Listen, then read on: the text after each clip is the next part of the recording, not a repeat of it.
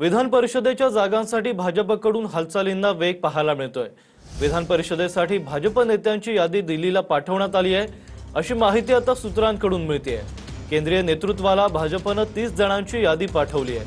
नव्या चेहऱ्यांना संधी देण्याचा भाजपच्या बैठकीत निर्णय घेण्यात आल्याचं सूत्रांकडून कळतंय।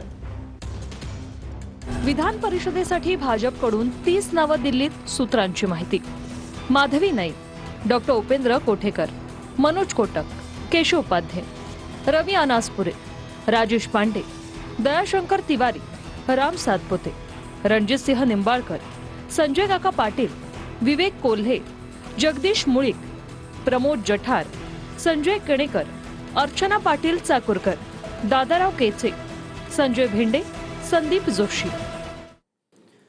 विधान परिषदेच्या पोटनिवडणुकीसाठी भाजपकडून प्रज्ञा सातव यांच्या नावावर शिक्कामोर्तब करण्यात आल्याची माहिती आता सूत्रांनी दिली आहे। काँग्रेसमधून भाजपत येताना प्रज्ञा सातवांकडून राजीनामा देण्यात आलाय।